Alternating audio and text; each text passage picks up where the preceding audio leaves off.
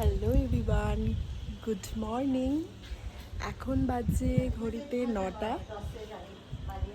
তো আমরা চলে যাচ্ছি এখন ঘুরতে। কোথায় যাচ্ছি সেটা তো তোমরা আশা করি জানতে পেরেই গেছো, কারণ ভিডিওটা আমি পরে এডিট করব। ঘুরতে গিয়ে এডিট করার আর সময় পাবো না। তো আশা করি স্ট্যাটাস দেখে বা ছবি দেখে বুঝতেই পড়ে গেছো আমরা কোথায় যাচ্ছি।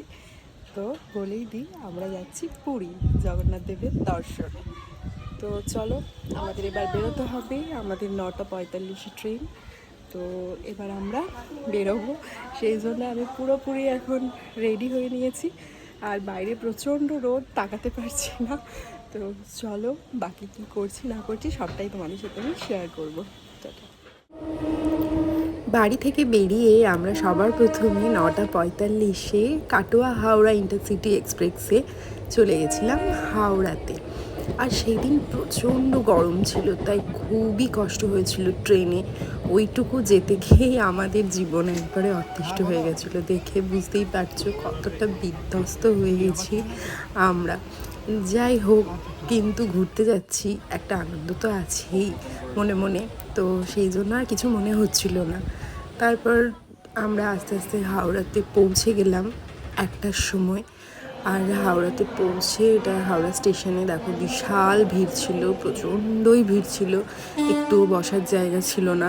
আর যদিও আমাদের হাতে বসার সময় খুব একটা ছিল না, আমি এখানে একটু দাঁড়িয়েছিলাম, কারণ আমার হাজব্যান্ড গেছিলো কিছু খাবার কিনতে আর একটু ফ্রেশ হতে গিয়েছিল। আর আমাদের আবার পুরী শতাব্দী এক্সপ্রেস ছিল 2:15 সময়। একটু ফ্রেশ হয়ে নিয়েছিলাম, তারপরে দিয়ে চলে এসেছি 22 নম্বর প্ল্যাটফর্মে। আমাদের পুরী শতাব্দী এক্সপ্রেস দিয়েছিল 22 নম্বর প্ল্যাটফর্মে, আর আমাদের ইন্টারসিটি এক্সপ্রেস 3 নম্বর প্ল্যাটফর্মে দিয়েছিল। সেই কারণে আমাদের অনেকটা এগিয়ে আসতে হয়েছিল লাগেজপত্র নিয়ে। যাই হোক, আমরা একজন কুলি দাদাকে নিয়েছিলাম, উনি আমাদেরকে ট্রেনে একদম তুলে দিয়ে লাগেজপত্র সেট করে দিয়ে তবেই গিয়েছিলেন।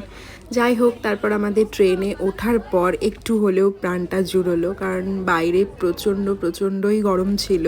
কাটোয়া থেকে হাওড়া অবধি আসতেই আমাদের একদম অবস্থা খারাপ হয়ে গেছিলো।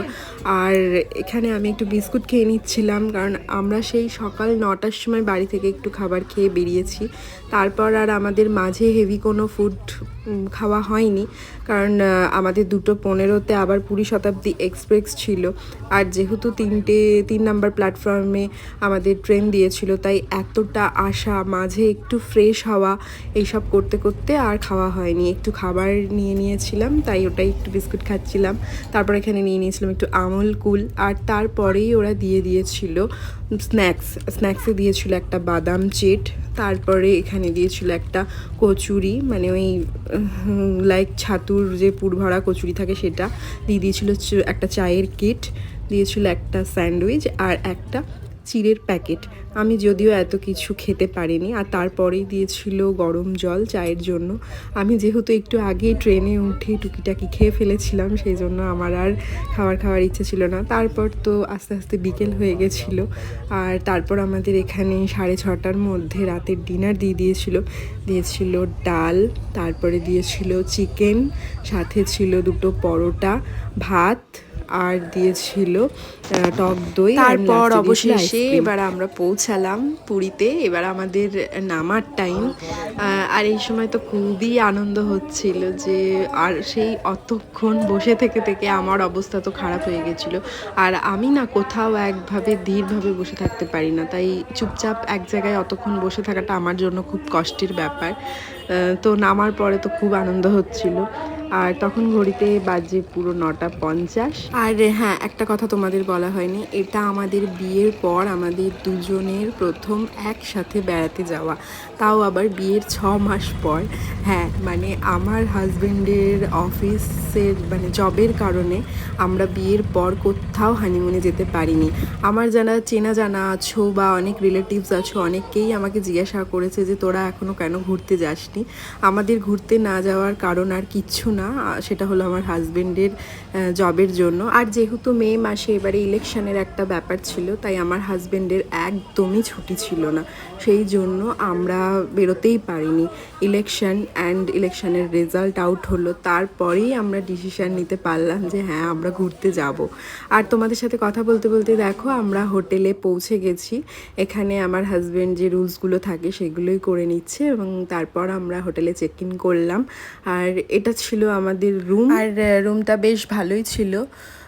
আর এই যে দরজাটা দেখতে পাচ্ছ, এখানেই ছিল আমাদের ব্যালকনি, একদম সি ফেসিং ছিল। আর এবারে আমরা প্রচণ্ড বিধ্বস্ত অবস্থা, খুবই টায়ার্ড, এবার আমাদের ফ্রেশ হতে হবে। দেখো ঘড়িতে প্রায় বাজছে 10:53, অনেকটা সময় পেরিয়ে গেছে। আর আমাদের কারোরই শরীর চলছে না, মনে হচ্ছে কতক্ষণে ফ্রেশ হয়ে এবার একটু ঘুমোবো, দিয়ে একদম কাল সকাল থেকে ঘোরাঘুরি স্টার্ট করব। আর এই ব্লগটা তোমাদের কেমন লাগলো তোমরা কিন্তু অবশ্যই আমাকে কমেন্ট করে জানিও। আর ভালো লাগলে অবশ্যই আমার চ্যানেলটাকে একটু সাবস্ক্রাইব করে দিও। চলো দেখা হচ্ছে নেক্সট ভিডিওতে, টাটা।